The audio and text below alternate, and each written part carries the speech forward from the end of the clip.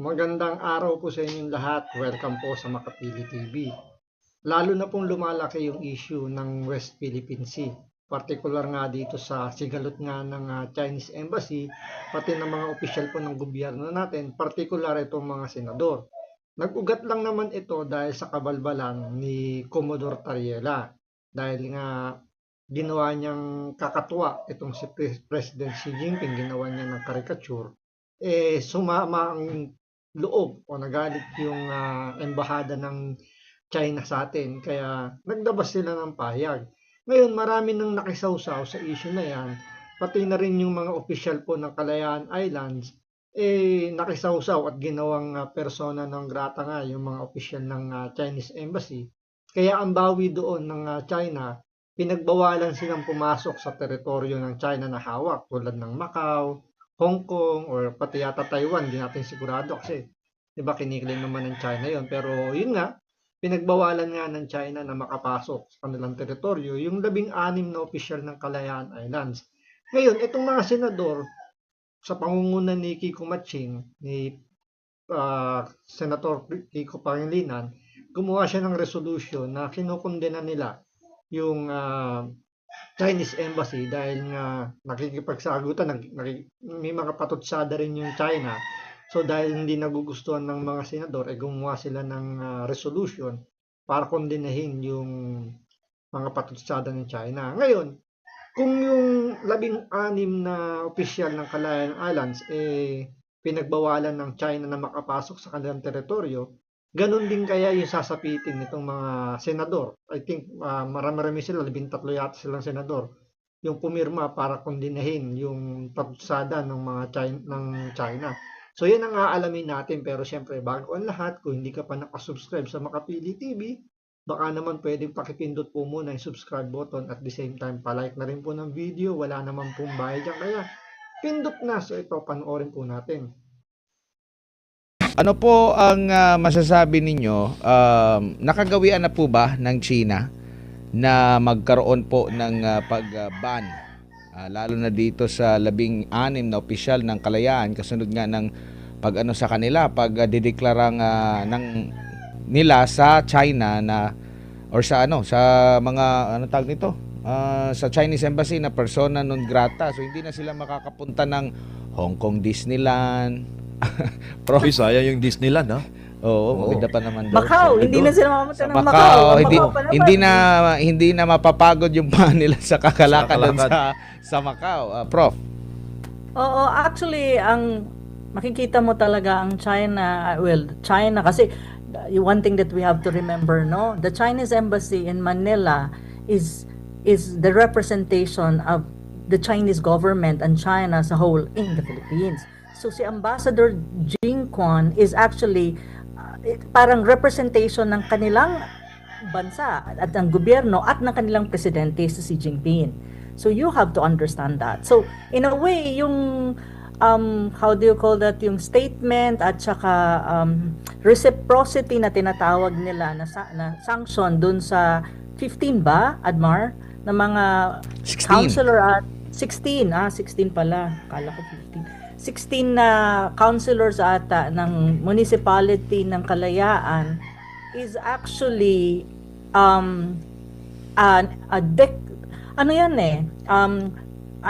kung titignan mo ang signaling, that's what you call mayroon kasi akong ipopost dyan kasi itong sino ba to? DILG nagbibida-bida na naman, hindi naman niya naiintindihan. Anyway, yan kasi ay parang tinatawag mong signaling na they actually have an upper hand on this. At saka hindi ito ginagawa, from my observation and studying China as a country, tsaka yung kanilang mga foreign policy and all of this, economics and all that, hindi nila yung ginagawa ng basta-basta. But it seems like with the new ambassador, parang ang messaging is, okay, we will have good relation, we will try to establish good bilateral relation, we want to be friendly, we want to have cooperation, but this time around, if in any case you smear us, or you put us you push, ini-smear mo sila, or ini-smear mo ang kanilang bansa, they will push back. And this is one of the concrete diplomatic escalation ng pushback. Kasi ang dapat mong maintindihan, natin maintindihan, Admar at saka MJ, ang persona non grata na resolution ng Municipality ng Kalayaan has no bearing at all, diplomatically speaking. That one I can tell you. That is only what you call political statement. There's no bearing when it comes to that. Why? Ito, importante ito yung sinabi dito ni Prof. Unang-una, sabi nga, di ba, no bearing itong Kalayaan Island sa pagde-declare nilang persona non grata doon sa mga opisyal ng China ng embassy ng China. Bakit? Wala namang turistang Chino pupunta sa Kalayaan Island dahil wala naman silang mapupuntahang mga tourist spot doon. So, hindi naman kumbaga irrelevant yung ano nila, yung pag-declare nila ng pagiging persona non grata. So, sino ba naman ang, 'di ba? Halimbawa, ikaw, hindi naman sa nag-ano tayo sa kumakampi sa China, pero 'di ba, bigyan lang natin ng senaryo. Kung ikaw naman may perang galing China, kahit official ka pa, ano na naman makukuha mo sa Kalayaan Island, 'di ba? So, isa pa sa pinaka-importanting nabanggit niya rito na yung wala pang ginawang aksyon yung China sa history na binan nila yung ibang opisyal ng isang bansa na makapasok sa kanilang teritoryo. So, Pilipinas pa lang yung ginawa nila ng ganyan. Bakit? Kasi kailangan din iparamdam ng China na hindi kami hindi kami yung dapat yumuko sa inyo since mas malaki po utang ng Pilipinas sa China. Kumbaga may utang tayo sa China. So hindi tayo pwedeng magmalaki sa China kasi may utang tayo. Yan ang realidad, di ba? Parang sa simpleng ano lang naman, di ba? Sa simpleng komunidad dito sa atin sa bansa natin. Diba, ang hirap magmalaki kung ikaw baon sa utang. So ganyan yung nangyayari sa Pilipinas. Yung nga lang, di ba, nangyayari ngayon, kung sino pa yung may utang, sila pa yung matapang. Ganyan ang ginagawa ngayon ng Pilipinas dito sa China. Kaya ang China, pinararamdam sa atin na hindi kami dapat kumbaga ito yung realidad na hindi namin kayo kailangan, mas kailangan nyo kami. So kung susubukan nyo yung pasensya namin, pasensyahan tayo. So yung naging action dito ng China na yan na pag-ban dun sa 16 na opisyal ng Kalayaan ng Pag-asa Island o Kalayaan na yan, strong message na yan sa mga government official natin na don't mess with us, parang ganun. So, pwedeng ganun yung mangyari doon sa mga senador na pumirma doon sa resolusyon ni Kiko Maching. Precisely because a local government a local government unit like the municipality of Kalayaan is not, wala siyang tinatawag na foreign relation competency. Wala sa kanya yon. Nasa national government yon. And the only person that can actually say na, okay, you, diplomat, persona non grata kita, through channel, and that is the DFA, the Department of Foreign Affairs, is the President. So doon lang nagkakaroon ng binding or nagkakaroon ng diplomatic effect through the Vienna Convention, yung tinatawag mong persona non grata, and subjected lang dyan under Vienna Convention sa isang diplomat, not to other personalities, maybe even Chinese nationals in the Philippines. So, if you really look at it, yung municipality resolution is a political statement. It's not necessarily binding. It doesn't have an effect because an LGU doesn't have competencies when you talk about foreign relation or diplomatic relation, especially with another country.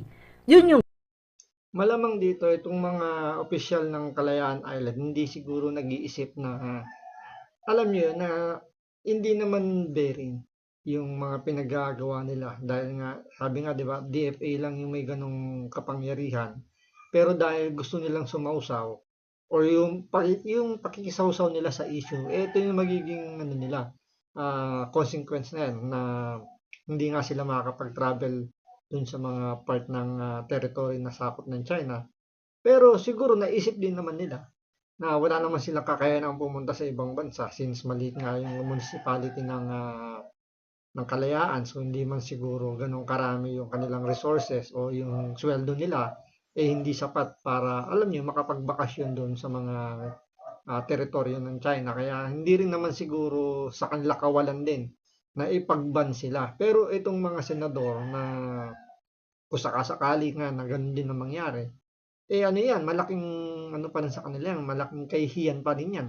Dahil biruin mo, may pera ka naman na panggastos pero hindi ka makapasok sa teritoryo ng China. Mga plastic lang yung mga senador na yun na hindi sila pumupunta ng China. Kung malay ba naman natin kung sumisimple doon, pero for sure may mga gamit yan na made in China. Kaya napaka-hipokrito ng mga Pilipino na alam niyo yun na masyadong hini-hate masyado yung China. Instead na alam niyo yun, gamitin natin yung China para umunlad yung bansa natin. Ang ginagawa ngayon ng gobyerno natin, ginagamit sa politika yung issue ng China at ng Pilipinas para lang pabagsakin yung kanilang ayaw maging presidente. Yun ang katotohanan dyan. Yun. Yun ang hindi naiintindihan kasi ng mga tao na, okay, nagbida-bida ka, nagsulat-sulat ka dyan, pero hindi mo naiintindihan na kapag nag-rest back sila, like for example, this one is a rest back, is a pushback, na okay, ginawa nyo yan sa aming ambassador, in reciprocity, we will impose na kayo lahat, you will not be able to enter any Chinese territories. And that one is actually binding because that's the sovereign right of China to say na, okay, kayo, hindi kayo pwede pumasok sa amin. And no one can question that.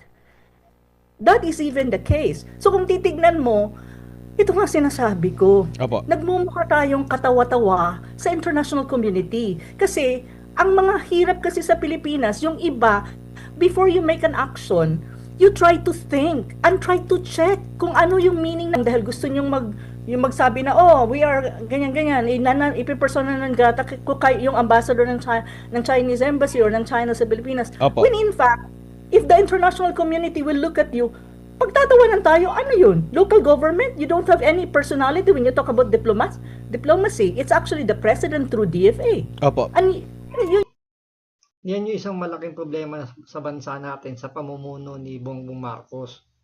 Marami nagbibida-bida, maraming gustong, alam niyo, nagpapasikat. Pero yung presidente natin, walang guts para ayusin man lang yung Pilipinas na pamunuan. Kay Bongbong Marcos, sabog tayo. May kanya-kanya kayong bahala kayong gawin nyo yung gusto nyong gawin. Basta ako ito lang, ako chill-chill lang. Kaya mapansin nyo, ano ba ang stand ng gobyerno ni Bongbong Marcos, administrasyon niya? Diba? Ano lang daw, diplomacy lang daw. Pero hindi niya kayang kontrolin yung Senado, itong Commodore Tariela, itong mga nasa congressman. Even if yung local government ng Kalayaan, hindi kayang kontrol ni Bongbong Marcos. So, nagpapatunay na weak talaga yung presidente natin na ang alam lang yabangan yung China, pero in reality, paano natin yayabangan yung China? Ang laki nga ng utang ng Pilipinas sa China. Diba? Alam mo yun, yung nangyayari dito sa ating bansa, ganyan ina-apply nila doon sa international community, especially sa China, na nagmamalaki tayo, pero hindi naman natin kayang pangatawanan yung pagyayabang natin. Yun Pero ang sinasabi ko, yung kanilang reciprocity pushback, and that is actually sanctioning all of this, has an impact on them. Mabuti nga hanggang doon lang.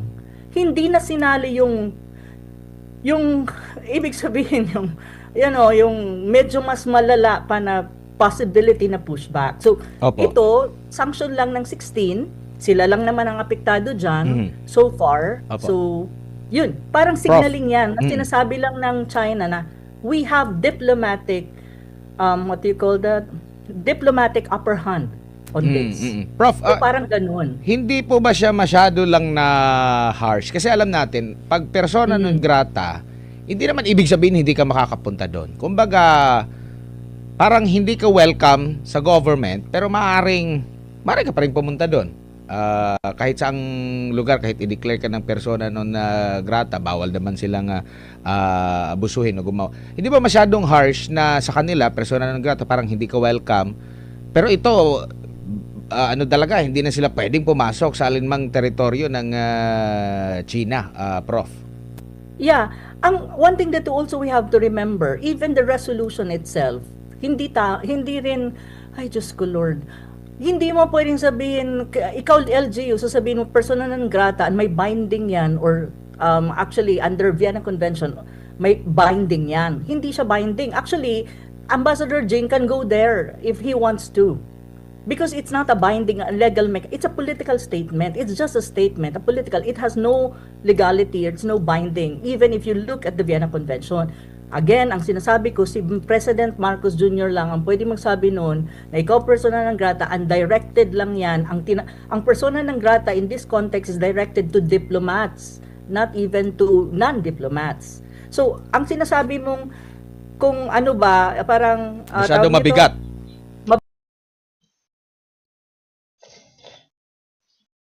mabigat yung wording ng prison. Well, if you put it in the political context, politically speaking, not legally and not within the bounds of international law, I think mabigat siya politically speaking. Kasi parang tinatakwil mo ang diplomat or yung ambassador ng China na hindi pwede or hindi welcome sa isang municipality. Not necessarily the entire Philippines. So politically speaking, ang signaling niya medyo mabigat. So in retaliation, well, in reciprocity, ang word kasi na diplomatic is reciprocity. But actually, if magiging bardagulan tayo sa wording, it's actually resback ang dating. So, ang resback nila, okay, if that's the case, all of you na nagsabi na persona non grata ang aming ambassador will not also enter our territory, which is more effective and binding. Kasi that's the sovereign rights of China. Na sabihin na lahat kayo hindi pwedeng pumasok.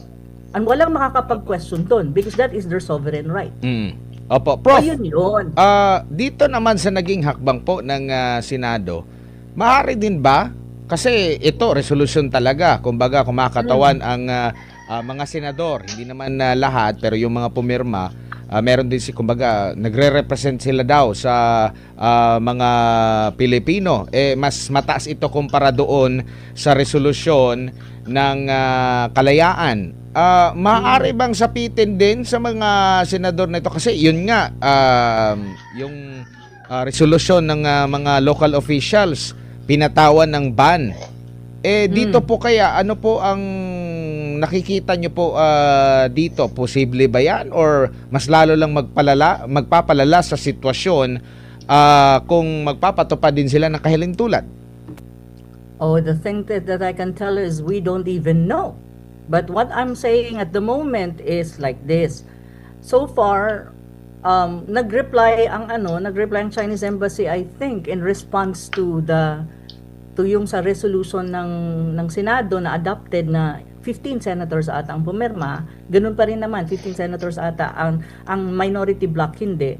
Well, for me to be frank, as far as diplomatic relation between China and the Philippines through the Embassy of China in the Philippines, in Manila, it's still a political statement. Yung sa resolution na inadopt ng Senado, it's a political statement. Now, kung magkakaroon ng response na mas higher or mas higher in terms of gravity compared dun sa nilabas na statement ng kanilang spokesperson, si Councilor G, hindi natin alam.